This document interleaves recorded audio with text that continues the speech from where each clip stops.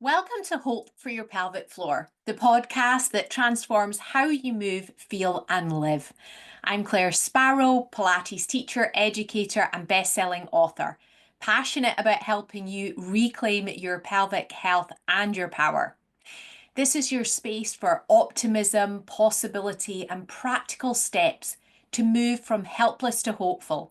Join me as we bust myths, share expert insights, and explore real solutions for a body that supports you for life. You're not meant to settle, you're meant to thrive. Let's get started. So, in today's episode, it's actually entitled Danger. Kegels are bad for you. And I know that sounds very dramatic, but you know that I mean business when it comes to doing something that really is going to make an impact on your life, whether we're talking about Kegels or what food you eat or clothes you wear, whatever it might be. I want you to feel like you have the information that allows you to make a really good choice for you, a choice that's going to allow you to make the changes to your life that you want and most certainly you deserve. And the big topic, obviously, for me is your pelvic health. Because I know, because it was me, and it's the hundreds of women that I've now been able to work with and support, that your pelvic floor function and dysfunction is not just about the anatomy of it and what it impacts physiologically, it's how it holds you back in your life. It's how it impacts your life. I talk about the decision making filter. It's like this little voice on your head that says, oh, you want to do that? Do you? No, don't think so.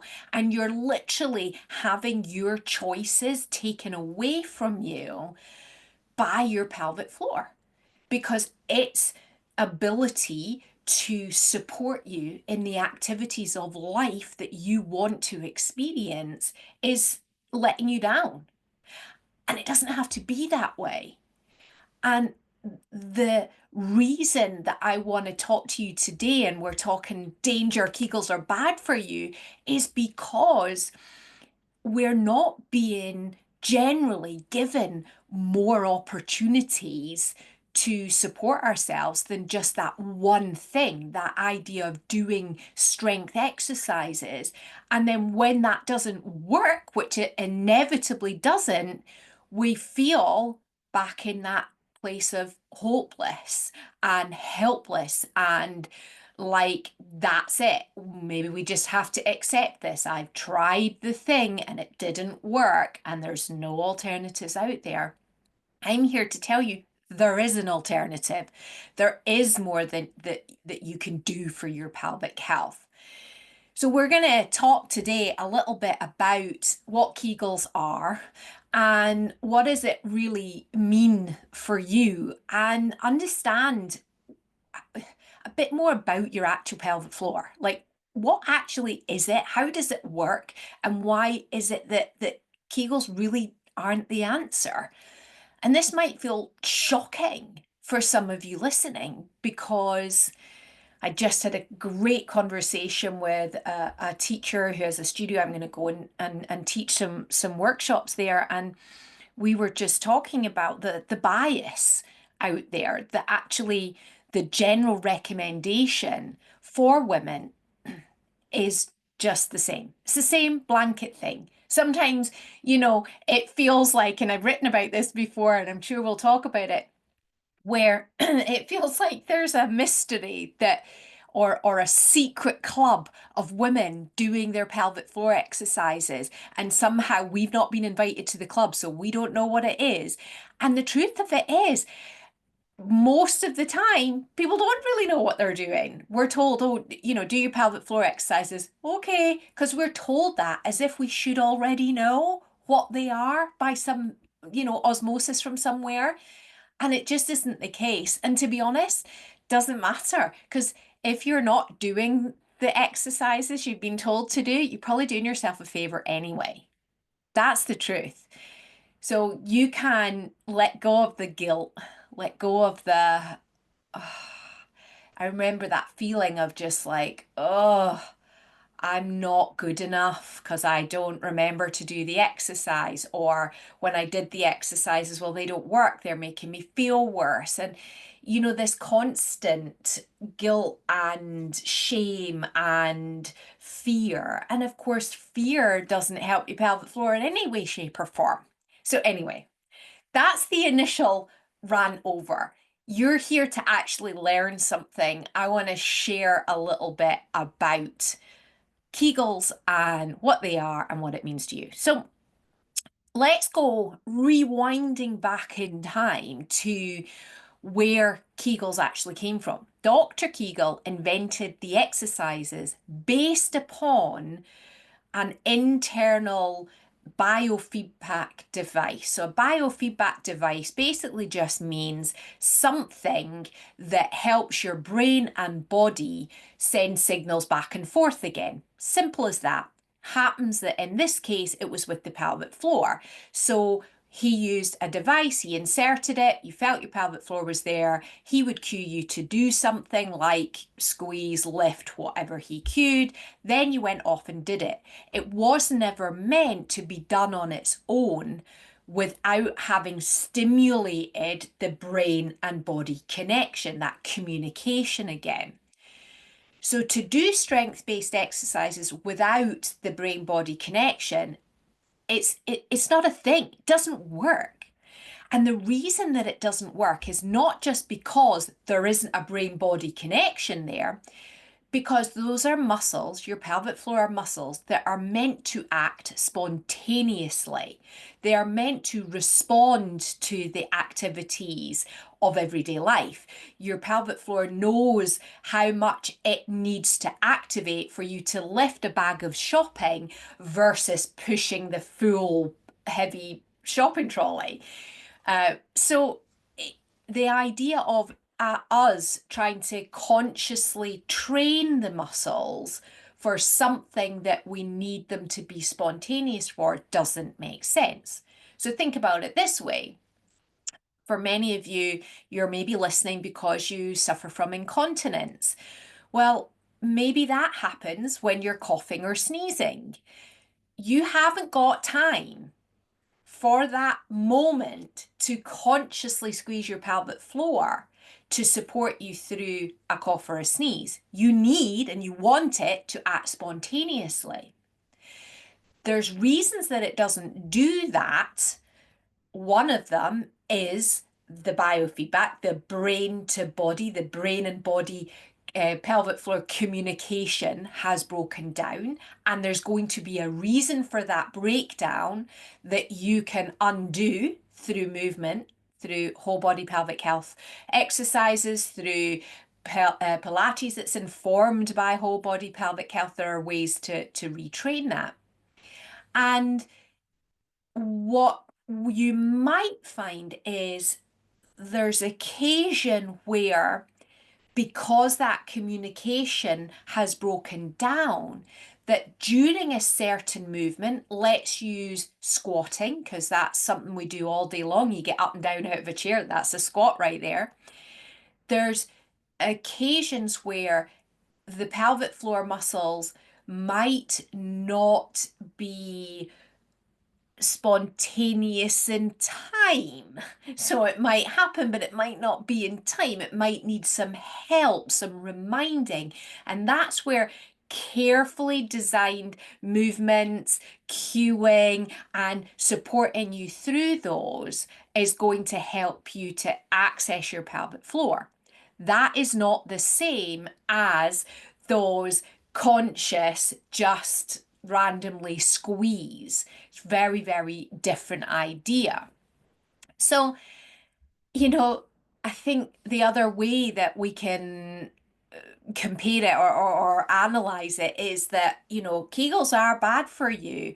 And if you were having any kind of medication, if you were prescribed anything else, medication, or even other sorts of exercises, this is also true. where you're also given a little leaflet with precautions, with some guidance. If this happens, revisit. People will go to see physiotherapy to rehabilitate a shoulder injury, for example, and they'll be told, do these exercises at home, but if this happens, come back and see me. A GP, a doctor might say the same thing. If this happens, come back and see me. Or if it doesn't make a difference in 6 weeks, come back and see me. This is not really what's happening with the prescription of Kegels, of strength-based the controlled contractions. And I would say that we need to question that. We can question that because what happens if they don't work? Like in my case, I was diagnosed with prolapse. I went, oh, stress, panic, fear, started clenching anyway, did pelvic floor exercises, and actually made it worse because I wasn't doing what my pelvic floor actually needed. I was going with the bias and the generalized assumption that my pelvic floor was weak. It was not the problem. It was too tight in the first place, which is what caused me the issues. And 50% of women, at least, have hypertonic muscles that are too tight and short anyway. And our pelvic floor muscles are meant to lengthen and not just squeeze and tighten. So, what does this actually all mean? I'm saying the muscles are meant to be voluntary, spontaneous. They do it of their own volition, not with you trying to control them all the time. But it's being told to you everywhere you go that you need to voluntarily, you have to tell them to squeeze. And this means that you can actually be misactivating those muscles. So you could inadvertently be pushing down when you mean to be lifting up, because that's generally the goal when you're told to do a Kegel or a strength-based exercise, is to lift up. But you could actually be pushing down. You could be misactivating and missing the pelvic floor altogether, clenching your glutes, clenching the deep hip rotators. You could be working the hip flexors. You could be overactivating your abdominal muscles and other areas. So you could be misactivating the pelvic floor itself or neighboring areas. What else it means is that you could create new symptoms. So you might get a diagnosis and go, oh, well, I've got a diagnosis, but I was kind of okay. Or you might have had no diagnosis, no symptoms, but you hit menopause and think I better start doing some Kegels. And actually, you might end up creating symptoms like nerve pain. Sciatic pain, anyone? If you have sciatic pain, it's highly likely that you have got too much tension going on in your pelvis. If you have pudendal nerve pain, so maybe you have pain during intimacy, or you have a fear of, or you can't use tampons, for example. This is a sign that there's some hypertonicity, too much tension, and you do Kegels to an area that's already too tense. It's just going to make that even worse. It's a lot, isn't it? When you start to question, and I am a questioner. Oh my gosh, my granny used to get so frustrated when I was wee because always I wanted to know why. And I remember studying biology and the teacher getting really frustrated because we just had to learn things, remember them for the exam. And I just couldn't, that made no sense to me for a start. And the subjects that we had to just learn, I wanted to know more. I wanted to know, but why? But why? But why? And so I can't let this go because I know there are more questions and more things to uncover. So the final thing that this really means for you is that it might exacerbate existing issues that you have. So you might worsen a condition that you were experiencing. Like in my case, my prolapse got worse. It might end up squeezing the organ further down and making it really difficult for that moving organ to move into it, settle back into its normal arrangement. It might give you more incontinence, because when your muscles have to contract, or like if you think about jumping on a trampoline, they have to lengthen and shorten to be able to do that. But if they're just shortened, they don't get the length to then shorten. So they're just stuck. They're basically just stuck, which is, yeah, that's not great, is it? So a healthy pelvic floor really responds naturally. So this is what I was saying at the beginning. It responds naturally and spontaneously. And it knows, based on your past experiences, how heavy your shopping bags are, how heavy your trolley is, all of those situations. But many of the women who are prescribed Kegels have experienced injury, surgery, or postural changes. So for me, I had a birth injury. It changed the landscape of my pelvic floor. It changed the brain to pelvic floor communication. It made it duller. It made it a little bit more delayed. And what we need to do in those situations is we need to re-stimulate it like Dr. Kegel, the biofeedback. And it does not need to be an internal probe that you squeeze or just feel. You can get biofeedback just by sitting on a chair, sitting on a yoga block, sitting on a ball, sitting on a rolled up towel. These are all ways that you can start to wake up. And my absolute favorite thing is literally a rolled up towel. Get a hand towel, roll it up into a little sausage and sit on it. Just sit on it with it between your pubic bone and your tailbone, so your bottoms come down at either side, and it will help your brain and your pelvic floor to get reacquainted. When you take it away, that acquaintance is made, and then it knows when you need it, it exists and can support you. And that's the reality. What happens though is it the when there's the delay, the injury, in my case, the injury happened, I had a birth injury, there was a delay, and that can give the appearance or the seemingly symptom of a weak pelvic floor. It's not actually weak.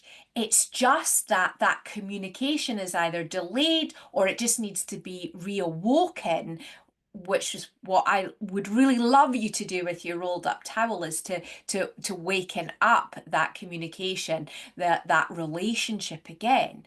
Because it's not weak, it just needs to know it's there so it can be used functionally in the activities of your everyday life. And whole body pelvic health, the method that I created, focuses on identifying and removing the causes of this communication breakdown. You're going to find some whole body pelvic health Pilates teachers in your area that can do that within their remit, within their scope, in their Pilates studios and classes. And once these issues are addressed, the pelvic floor can regain its natural spontaneity and responsiveness. And ultimately, it becomes both strong and flexible, because it needn't be just one of those things. I also just wanted to highlight again the danger of this one size fits all approach.